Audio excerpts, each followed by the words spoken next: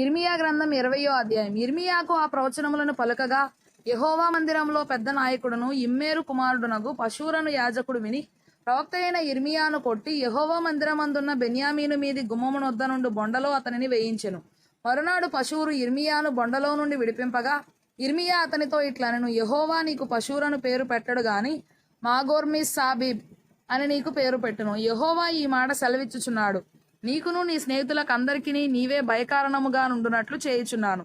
నీవు చూచుచుండగా వారు తమ శత్రువుల ఖడ్గము చేత కూలెదురు, మరియు యూదా వారినందరినీ బబులోను రాజు చేతికి అప్పగింతును. అతడు వారిని చెరపట్టి బబులోనునకు తీసుకొని పోవును, ఖడ్గము చేత వారిని హతము చేయును. ఈ పట్టణములోని ఐశ్వర్యమంతయు దానికి వచ్చిన లాభమంతయు దాని అమూల్య వస్తువులన్నయు యూదారాజుల నిధులన్నయు నేను అప్పగింతును. వారి శత్రువుల చేతికే వాటిని అప్పగింతును. శత్రువులు వాటిని దోచుకొని పట్టుకొని బబులోనునకు తీసుకొని పోవుదురు. పశూరు, నీవును నీ ఇంట నివసించు వారందరూ చెరలోనికి పోవుదురు. నీవు ప్రవచనముల చేత మోసపుచ్చిన నీ స్నేహితులందరూ బబులోనునకు వచ్చెదరు. అక్కడనే చనిపోయేదరు, అక్కడనే పాతిపెట్టబడెదరు. యెహోవా నీవు నన్ను ప్రేరేపింపగా నీ ప్రేరేపణకు లోబడితిని. నీవు బలవంతము చేసి నన్ను గెలిచితివి. నేను దినమెల్లా నవ్వుల పాలైతిని. అందరూ నన్ను ఎగతాళి చేయుదురు.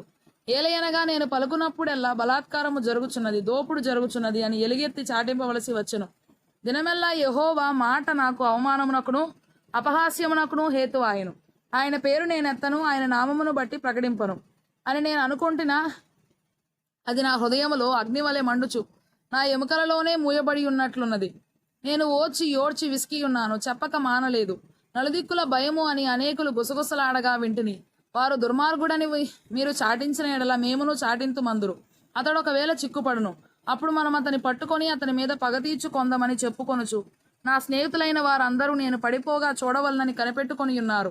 అయితే పరాక్రమము గల శూరుని వలె యెహోవా నాకు తోడై ఉన్నాడు. నన్ను హింసించు వారు నన్ను గెలవక తొట్రిల్లుదురు. వారు యుక్తిగా జరుపుకొనరు గనక బహుగా సిగ్గుపడుదురు. వారెన్నడూనూ మరువబడని నిత్యావమానం పొందుదురు. సైన్యములకు అధిపతి వగు యెహోవా, నీతిమంతులను పరిశోధించు వాడవు నీవే, అంతరింద్రియములను హృదయమును చూచువాడవు నీవే. నా వ్యాజ్యమును నీకే అప్పగించుచున్నాను. నీవు వారికి చేయు ప్రతిదండన నేను చూతునుగాక. యెహోవాను కీర్తించుడి, యెహోవాను స్తుతించుడి. దుష్టుల చేతిలో నుండి దరిద్రుని ప్రాణమును ఆయనే విడిపించుచున్నాడు. నేను పుట్టిన దినము శపింపబడునుగాక, నా తల్లి నన్ను కనిన దినము శుభదినమని అనబడకుండునుగాక. నీకు మగపిల్ల పుట్టెనని నా తండ్రికి వర్తమానము తెచ్చి అతనికి అధిక సంతోషం పుట్టించిన వాడు శాపగ్రస్తుడగునుగాక. నా తల్లి నాకు సమాధిగా నుండి ఆమె ఎల్లప్పుడూ గర్భవతిగా నుండునట్లు అతడు గర్భములోనే నన్ను చంపలేదు గనక యెహోవా ఏమాత్రమును సంతాపము లేక నశింపజేసిన పట్టణముల వలె ఆ మనుషుడు ఉండునుగాక. ఉదయమున ఆర్తధ్వనిని, మధ్యాహ్న కాలమందు యుద్ధధ్వనిని అతడు వినుగాక.